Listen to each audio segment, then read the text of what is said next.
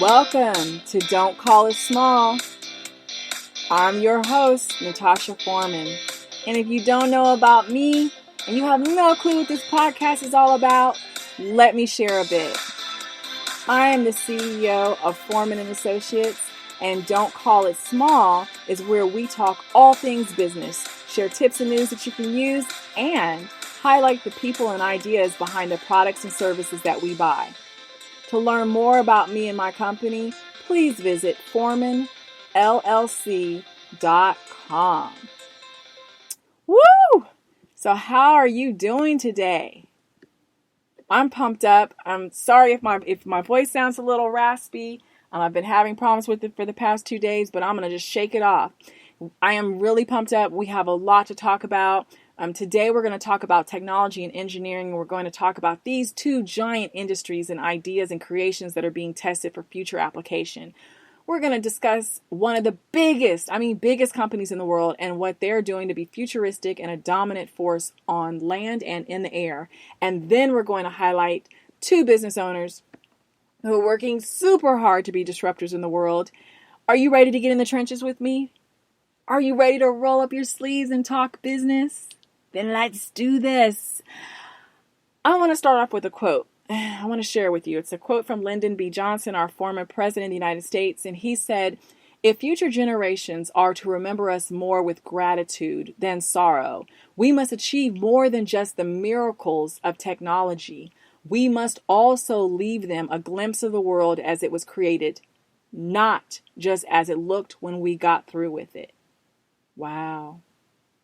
Reflecting upon that quote, look at the technology that we have used and currently use and ask yourself in what ways it aligns with President Johnson's words. Looking forward to what is planned for our future, what we create should bring a benefit to the future generations, not just the consumers of that time.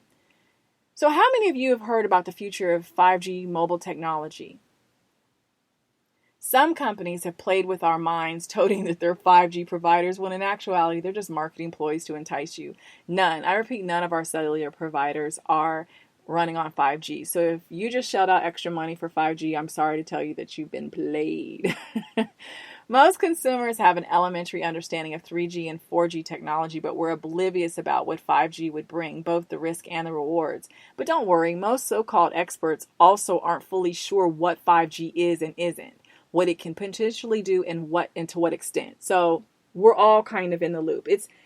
Out of the loop or loop-de-looped. At this point, it's more of an educated guess than actual facts. But I'm going to help you a little bit by sharing the evolution of mobile technology in case you don't know. Our very first cell phones, that's what was based off of 1G. Then when we started our first exchange of text messages, that was 2G. Then 3G allowed us to get online. And then what we currently have is 4G. The problem that we're currently facing is that the more apps and devices that we create to use mobile networks, the more clutter and traffic jams that we're creating, which is causing networks to run slower, have more glitches, and forcing us to have temper tantrums like we're really big 2-year-olds. And I have them about a couple of times a day. So 5G is expected to be the next generation of wireless. And here are some of the things that engineers and techies anticipate. Think of downloading a high-definition movie in seconds. What takes 4G LTE 10 minutes to download. That's 5G technology. Engineers also claim that these networks can boost the development of other technologies like virtual reality, autonomous vehicles, and IoT, which is Internet of Things. And I'll discuss IoT in a little bit. 5G is expected to have low latency and be up to 40 times faster than 4G LTE. I've heard between 10 to 40 times. And 5G is said to carry very large amounts of data in short distances. And the drawback, however, is that you have higher frequencies. That means there's more easily obstructed by inclement weather, trees, and walls of buildings. So other technologies are going to have to jump in to help out 5G so it can be all that it's meant to be. Now, if you scratch your head when I said latency, let me help make sense of the term really quick. It's computer speak for the time delay before a transfer of data begins following an instruction for its transfer. So low latency means less time delayed between telling the data to be transferred and the actual transfer of that data. It's like the amount of time between telling your children to clean their room and the time it takes for them to get up and start cleaning the room. No parent wants that delay to be long, am I right? So you say clean your room now. That does not mean clean your room sometime this month or this year. With our need for speed, we of course want latency to be as low as possible in technology. And 5G is supposed to debut in 2020, although it's said that it could be later, and the US is already 5 years behind. So for us, mass access will probably be about 2025. Some rumors say that China is closer to running with it in 2020 than any other country. And so you can see why we have this first layer of our government, the U.S., making strategic moves and entering into negotiations and partnerships, as well as, of course, starting a trade war with who? China. There are numerous companies who are testing new advances in chips, antenna, and signal processing technologies. And with this, we do know that it's still in the early stages of planning in the U.S., but companies are and industry groups are like seriously working together to try to figure out what it can and will be. Wireless engineers are building brand new technologies and combined or some ways blended technologies to allow for the transfer of that data with less than 1 millisecond of delay compared to the 70 milliseconds that we currently experience on 4G. So you see, they're trying to do things lightning fast. And the download speeds that they're anticipating could be a staggering 20 gigabytes per second in comparison to the current 1 gigabyte that we get on 4G. Now, if you remember earlier, I mentioned that data delay that, remember what that was called? If you said latency, then you're correct. We're data obsessed, time obsessed, and when we want it now, right? No one wants to feel like the old days of dial-up. I mean, if you guys remember dial-up, how painful that was in the 90s and early 2000s dealing with that. I mean, goodness, we didn't even have internet-based phones at the time. We no longer like slow. We want fast everything. We want to connect fast, remain fast, download fast, access fast. We want to get what we want fast, fast, fast, right? So no one is fully sure of all the things that can be done and all of the technologies that will benefit 5G. So far, there have been 5 big concepts that have emerged, such as millimeter waves that broadcast at higher frequencies than what we're currently using for radio and mobile. And I'm going to just briefly share about millimeter waves. I don't want to bore people that aren't into technology, but basically it opens up a space that's previously only been used by satellite and radar operators so that it can expand our reach to help us declutter our current space. And if you remember earlier, I said the higher frequencies also mean that you run into issues with obstructions from trees and inclement weather and the walls of buildings. So to counteract that, the new technology that is being introduced is called small cells. So we have big traditional cell towers. Small cell towers are being introduced to help out those big cell towers. And because the traditional towers have a limited reach, and if you then factor in having to work off of the millimeter waves, the obstructions would cause issues. So a workaround would be the use of small cells because they're portable miniature base stations and you can place them about 250 meters apart in congested cities. So if you have a really dense city, carriers could place thousands of those small cells in there to prevent your cell signals from dropping, which is cool. They can be put on light poles, buildings. Additionally, using the network such as this would be able to provide a more targeted and efficient use of the major spectrum. And I'm not going to go into detail about that because most of you don't even care about that. I will say this, that there is a drawback to small cells, and that the drawback is that it's not a great idea for rural areas, right? Because it's all this landmass and you're factoring in too much when you're looking at the layout of those rural areas. So that's going to be something they're going to have to figure out. Now, what piggybacks off of a small cell is called a massive MIMO, and that just stands for multiple input, multiple output. Currently on 4G, we use about 12 ports, and our antennas use about 12 ports. On 5G, that would expand our reach to support about 100 ports. And this would help big time with mobile networks' ability to be more efficient and to increase their capacity. The problem with having massive MIMO, unfortunately, means more antennas, which means what? More clutter, more cross interference. So 5G would need a fourth technology to come in, which is called beamforming. And I just want you to visualize a traffic light for cellular base stations. That's what beamforming does. It helps to identify the most efficient data delivery route for a user while reducing interference from other users. So it could help benefit, it would benefit 5G and those other three technologies that I mentioned in so many different ways. Now, I'm going to quickly mention the fifth technology because I don't want to, anyone tuning out if they're not into the technology. But if you look at our current 4G network, it requires data to be transmitted and received on what's called transceivers. And you have to take turns when you're using the same frequency or on a different frequency if you as a user want to use the information, if you want the information to be transmitted and received at the same time. However, with 5G, it will allow the transmission and reception to take place at the same time on the same frequency. And it's used with a technology that's called full duplex. And I'm just going to give a quick example. Imagine talking on the phone with someone at the exact same time. You guys are both talking at the same time, but you're still able to understand each other. There's no overtalk, no overlap.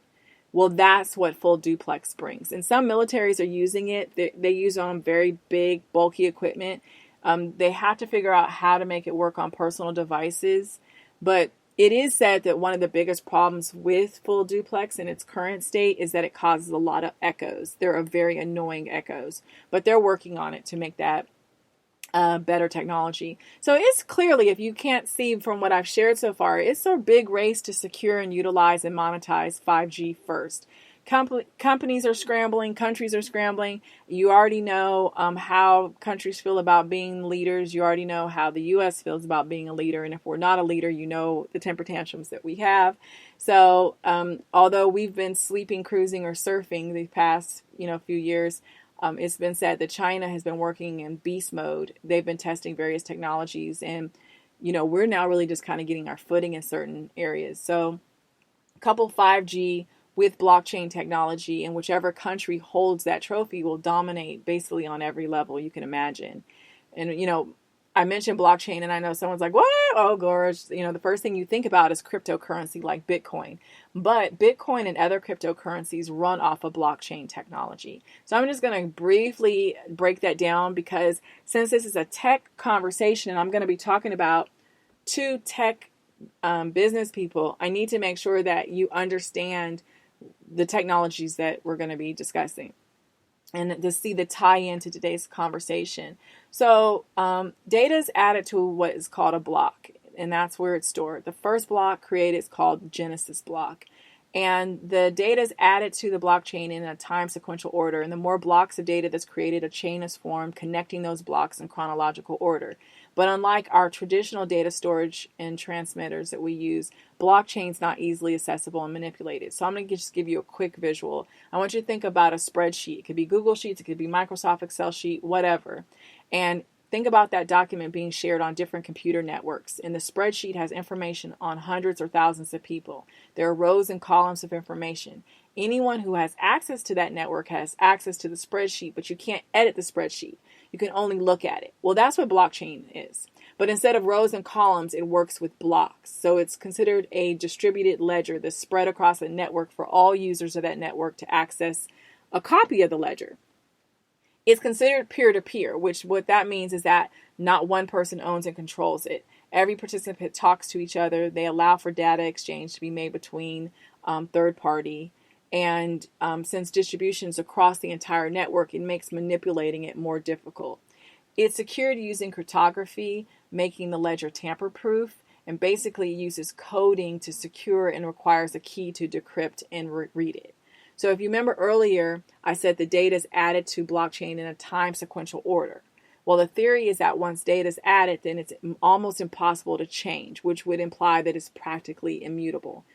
Now, lastly, let me focus on this last point. Blockchain is considered a decentralized mechanism where updating the ledger is done by consensus, right? So everyone has to agree upon it because there's no centralized authority and control of updating it. There's a strict blockchain protocol, and any updates to the ledger is validated against strict criteria based on that protocol. So basically, the concept is that only after all participants in the network have agreed on the update can there be an update, hence the consensus. It's pretty cool, I guess. Or is it, right? There's always an argument against or for everything, right, that we create. And so there's some questions. One question is, who's the designer and controller of the technology? They say that there is no controller, but this always comes up because there's a question that has never been answered because no one can identify who Satoshi Nakamoto is. And that's the name that was used as the very first designer of blockchain and the creator of Bitcoin, right? So no one knows if it's one person, a group of people. They don't know if it's a country. No one knows. And we haven't heard a peep from Satoshi Nakamoto since 2010, which is kind of suspicious. It's been 9 years and not one word. The second thing is that with the technology being built, people want to know who controls it, who ensures the code isn't compromised. It said that no one controls it because it's a decentralized network, but earlier I gave you the example of the spreadsheet. If everyone has access, but nothing can be added or edited without consensus, then who is adding and editing the information once there is consensus? Wouldn't that then imply that there's someone that has control? That is one of the other concerns that people have. There's other things, of course, that are said about blockchain and Bitcoin. One thing that definitely is certain that blockchain combined with 5G spells out one word, POWER. And I don't mean the TV show Power, I mean true power. It's very serious business. I want you to imagine a government, a country having access to blockchain combined with 5G and being the first to do it. The first means leader, means the dominating force, which means you get the biggest piece of the pie. You can dictate to others.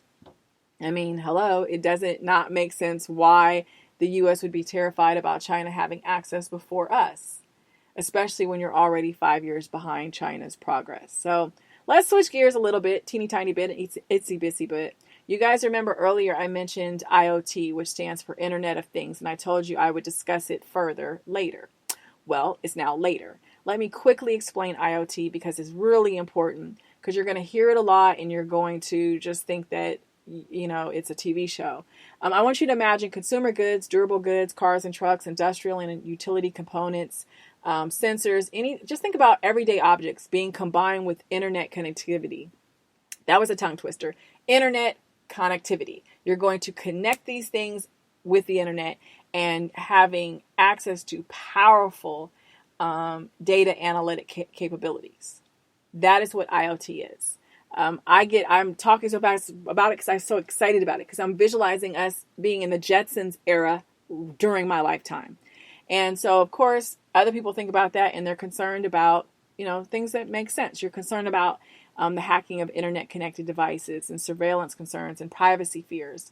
But you have a lot of people that are blockchain enthusiasts that say, well, that's the reason why you would connect these things on blockchain to protect them from being hacked and protect them from surveillance and loss of privacy. There's a lot going on, but understanding what I've just explained about IoT and blockchain, can you see why Walmart would file patents for a blockchain-based drone communication system? What? Yes, you heard that right. Last week, I read on interdrone.com that since June 2018, Walmart has filed 97, I repeat, 97 new drone-related patents, and they are just recently adding another application for a drone communication system. So think about what I've shared with you about blockchain's capabilities. It can be easily distributed amongst your network, but not copied or easily manipulated, which means that by using blockchain technology, Walmart can clone their drones, allowing the drones to access large lists of instructions, navigational information, and maps. And by having unmanned drones, all the drones can transmit to each other through blockchain, their flight routes, battery life, speed, altitude, their location, identification numbers. The list could go on and on. Walmart wouldn't have to fear much or at all about their drones and information being compromised by outsiders. It would also mean they would have greater reach to gobble up more of the market. So they're definitely trying to go beyond merely tracking packages delivered by drone, which is what their 2017 patent application outlined. They also filed a digital currency patent application on the same day they filed their August 1st application, which means that they're not just cool with just having a Walmart credit card. They want to build and establish their own cryptocurrency, which, think about it. What is it built off of? Blockchain technology. So imagine buying Walmart products using Walmart's own currency, which means they also could further control how they price their products. And that means they could potentially increase their customer base in untapped international markets. By using blockchain, the sky's the limit for Walmart. It also propels them way above Amazon in this space, right here. So you already know that Amazon's going to be swinging back hard. Now, another company who filed for a patent was IBM in 2017. They filed for a secure drone communications patent as well. So you can see the competition is intensifying. I do know one thing. If big business is using blockchain, then you better educate yourself on the technology and the fast approaching 5G technology and the supporting technologies that I mentioned earlier today. You need to look at how to not only protect your company and ideas using blockchain or not, and how to align your company for the future. You can't just focus on the present, folks. You got to be futuristic. Expand your vision and reverse engineer your ideas towards your company's success. So think about this. What products and services can you sell that will enhance or withstand the future? How can you innovate what you're doing or what other companies are doing? How can you focus now on the year 2030 and 2040 while other companies are only focused on 2019 to 2023? I will say this, if you're expecting the worst because of these advancing technologies, then you need to ask yourself and figure out how will you plan to protect you, your business, and your family. If you're, on the other hand, you're expecting some super awesome, super duper great things to happen, then how will you educate and empower yourself and leverage your resources to your benefit? In future episodes, we're going to discuss blockchain and 5G in greater detail. I just wanted to lay this foundation for you because I want to share with you two business owners who are very familiar with both technologies as well as the other technologies that I shared earlier. They are working to disrupt industries using technology, engineering, and other innovations. So I'm going to start first with the first business, and I know the CEO. And I am very excited to introduce to you A2D Incorporated. They are a competitive local exchange carrier that develops open access networks throughout the nation, which means that they develop, own, and operate networks that enable providers to deliver quality services direct to their customers in any market where A2D serves. Now, they're not a traditional retail service provider. They don't market and or compete with other providers to deliver internet, TV, voice, or any other teleco-related consumer services. They instead develop and operate an advanced network that enables those providers to compete to deliver their services to anyone connected to A2D's network. So as a wholesale fiber carrier, their networks are spread all across the nation. However, they focus on infrastructure improvements in both underserved urban and rural communities. Simply put, they are replacing America's digital dirt roads with an open paved superhighway. So they share a great analogy to help you better understand what they do and why they do it. Imagine yourself in the driver's seat of your super hypercar, super fast, super expensive sports car. Which road would you choose? A 12-lane superhighway or a pothole-ridden gravel lane? I hope you picked the first one. I mean, it's a great analogy that applies to both rural and urban communities across America. And your community's potential is only as good as the valuable and available infrastructure that you have. When you look at connecting to the internet, connectivity is no longer a luxury. It's become the necessary utility. So let me share with you about the team. I already told you I know their founder and CEO.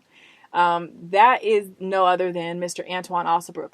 The president and chief financial officer is Keith Quarles Jr. Their VP is Gerald Rector, and their chief technical officer is Rodney Gray. So you have Antwon, Keith, Gerald, and Rodney. And they believe that everyone should have broadband, and they are working hard to make sure that that's a reality. As an open access broadband utility, they're expanding their new trademarked fiber utility network that they call simply eCommunity. An eCommunity can be as small as a residential neighborhood or a township or as large as a city, county, or state. And for those of you with businesses or residences that are interested in having eCommunity's new fiber connection delivered to your home and or office, I want you to keep listening. Tune in.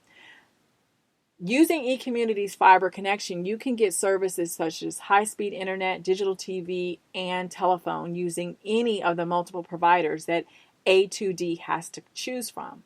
These providers give you a service that is delivered to you through eCommunity's fiber connection, which is the fastest, most reliable service option, which means that the providers can deliver service options to you, the consumer, at a much lower rate. And as a consumer, you can easily switch providers, change services, and much more. This means providers have to compete to get your business, and you already know what that means. When providers compete, you win. So let me give you some examples of how this all looks. Imagine this: municipal facilities on a dedicated network. Enterprises can establish direct connections linking facilities. Imagine schools, hospitals, and other critical resources that can establish their own private networks. Imagine schools, healthcare providers, and other agencies that can communicate directly with each other. Imagine entrepreneurs that can create in a virtual environment and then share and test with neighbors.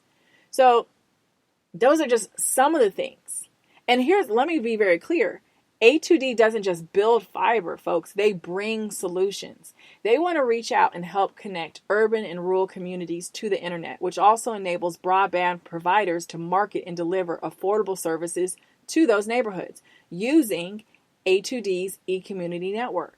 And by expanding into more urban and rural neighborhoods, it helps to bring more competition to underserved areas. Unfortunately, some people can't afford the internet, and we all know the impact of not having access to email or online financial services, healthcare portals, government resources, and much more. So to help bridge this digital divide, eCommunity is going to serve as a public access network that allows qualified households to remain connected to the internet at no cost. They provide a local intranet that allows households the ability to use your own computer to access the online portals of government agencies, nonprofits, and more without having to pay for internet access. I love this. So here's how the concept works. They expand to a new community and they partner with a local nonprofit organization that helps A2D to identify and select households that need help staying online. And then A2D leverages local, state, and national resources to cover the cost of getting the households connected to the eCommunity network. Does that make sense? So then once you're connected, the partners help to cover the monthly costs. So in rare cases, maybe you have to pay a flat fee of $3 per month. But I'm sorry, $3 per month is way better than $39, $49, $79 or more. I'll take $3, right? So if you're ready for more options, better services, flexible service plans, and lower costs, then you need eCommunity. To learn more about them, to see where their networks are, to find out how to possibly get them in your neighborhood, I want you to visit their website at ecommunitynetworks.org or follow them on social media at eCommunityNet. Now, of course, I'm going to provide this information on our blog and our social media, so you don't have to worry if you're not good at spelling. Now, I'm not done with them. They don't just stop there with their eCommunity network. Nope. They are also doing some other things, and it's important for me to share this because there is not an innovator or disruptor that just has one idea, concept, product, or service. A2D's goal is to be one of the world's leaders in developing and or testing the latest in technology that will help impact the quality of life of society. And so they have 4 core focus areas. I'm only going to share 3 because their 4th one they have not yet introduced. And Antwon shared it with me the other day, and I'm so excited, but I'm going to wait until they have publicly shared that. So I'm just going to share the 3. The first is helping to establish and build smart cities. And I'm just going to quickly say that creating a smart city helps to reduce pollution and energy costs, enhance the quality of life for residents, generate higher operation incomes and revenues for the city, and increase the tax base of businesses and individuals. If I want you to look at it this way. If you have a city that's able to use technology to address their growth and also the growing needs that they have, while also being able to monitor and control their infrastructure, improve their public safety, and the operational efficiency and durability, that is a smart city. Think about a city that can form a strong interconnection with public safety, parks and recreation, e-government, businesses, and residences. That is a smart city. So A2D is looking to form public-private partnerships in cities across the U.S. so they can make this a reality for more cities. The second core focus is on private LTE, which could allow, for instance, a school network to expand to the students' homes and the staff's homes so that you still have access to the internet through that school. You still have access to their inner workings and their internet at your home.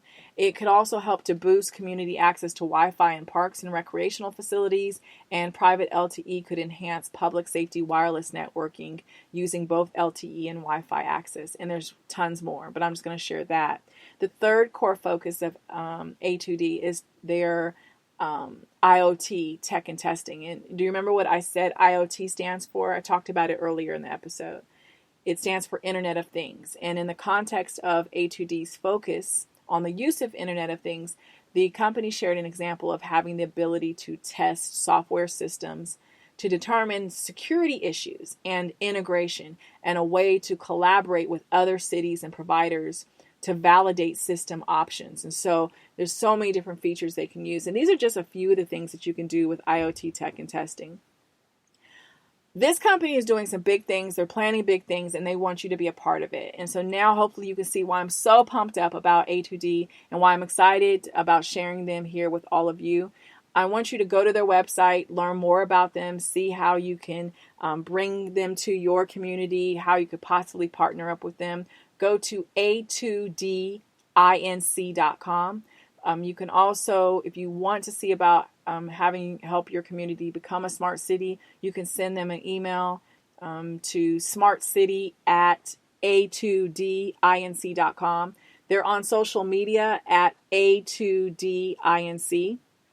Now let me hurry up and pivot and share with you the next entrepreneur. This woman is a force to be reckoned with. She is a powerhouse, a disruptor. She is an entrepreneur, innovation consultant, meditation coach. She's also an FAA certified small unmanned aircraft systems pilot, working with global aviation aerospace firms. She has extensive experience in international business development, new venture development, robotics, artificial intelligence, unmanned aerial vehicles, which are called UAVs, virtual and augmented realities, and emerging new ideas that have yet to even be released to the market.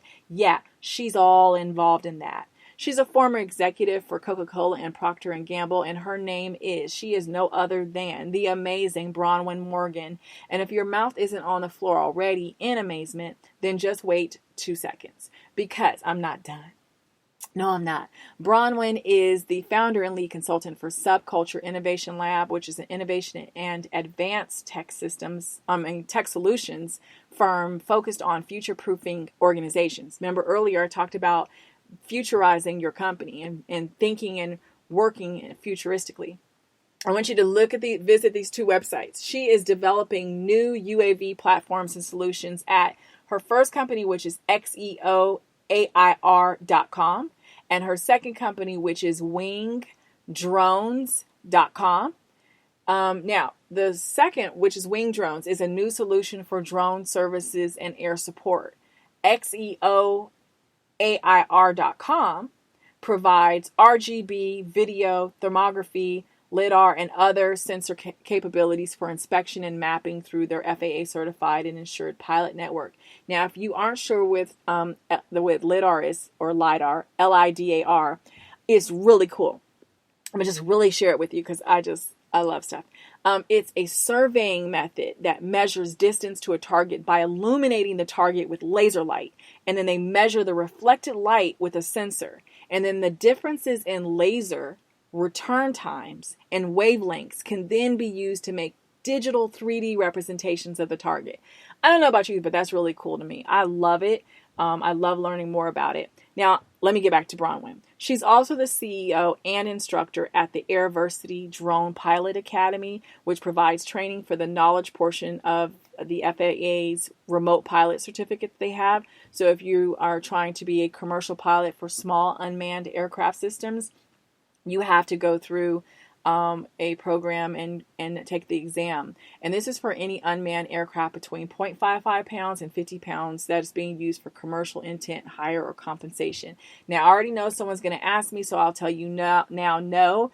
If you are a hobbyist, no, you don't need to take part in the 107 certificate. You just need to register with the FAA Drone Zone and apply your registration number to each of your aircraft. So in case somehow it ends up where it doesn't belong, then, or if it gets lost, they can track it back to you.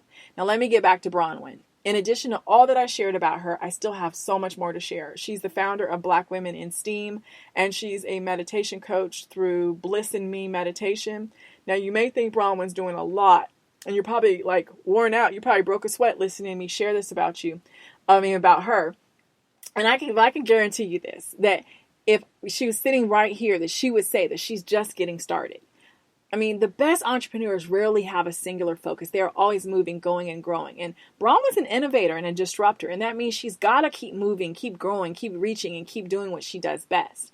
So to connect with Bronwyn and Black Women in STEAM, please go to the website, bwisteam.org. They're also on IG, Instagram, that is, at bwisteam. They're on Twitter at bwisteam_ATL. If you want to join her, if you want to connect with her for meditation coaching, please visit her website, blissinme.com. That's blissinme.com. She's also on Instagram at blissinmemeditation. Now, really quick, do you guys remember last week in episode 9, I highlighted Jerica Richardson and her company Hackout.Ninja? Want to give her shout out. And in episode 7, I highlighted Barka Suri and her company StrimHQ.com. Well, I just wanted to make sure I brought that back to you guys. I wanted to give a big shout out to both of these amazing women and their companies. And before I forget, I do have an update on StrimHQ. They relocated their Marietta Center, so now they're located at 1240 Johnson Ferry Place, Suite B as in boy 10, Marietta, Georgia 30068. If you just need a visual about where that is, that's opposite the road to Fujihana, and it's behind Crown Trophy. If you're in or near Alpharetta, you can also visit their location there at 5470 McGinnis Village Place. That's Suite 203, and as I said, that's in Alpharetta. That's in the Executive Court Office Park. And that is that I will share other business owners who are in tech that I feel that you really need to know and connect with. And as you see, I'm trying to get, there's so much. So I'm going to be unfolding and sharing. I'm excited about next week, and I'm really excited. I'm not going to even tell you. You're just going to have to tune in and hear and find out what's going on. But it's that time. We're at that time, you guys. It's time to wrap up and go on our separate ways until next week. If you have any questions or suggestions about this show, please email them to us at don'tcallitsmallbiz at gmail.com. Let me leave you with a quote that someone may appreciate. It's from Elbert Hubbard. He said, "One machine can do the work of 50 ordinary men. No machine can do the work of one extraordinary man." And I would add, or woman. So ponder that. I would love it if you would join the Foreman Associates team in an online chat that we're going to be doing later today about what was discussed in today's show. We'll be sharing on Instagram and Facebook at Foreman and Associates. Also on Twitter at the number 4 MAN Associates. Be sure to also follow us there, folks. Just don't go there and chat. Make sure you follow us. You can personally follow me on my Instagram at MS Natasha Foreman, and on Facebook, Twitter, and LinkedIn, I'm at Natasha L. Foreman. Some of you asked about the song that we use for this show. It's called Higher Up. That's the song that's playing right now, and it's by Shane Ivers. I love this song. It pumps me up so much. Well, ladies and gentlemen, I want to thank you so much for tuning in, sharing with others, and for your continued support. And don't forget what I tell you on every single episode. Don't call what you're planning, thinking, dreaming, or doing little or small. Go big, go bold, or go nowhere. I'll see you in our online chat and see you here next week for episode 11 of Don't Call It Small. Have a super awesome day.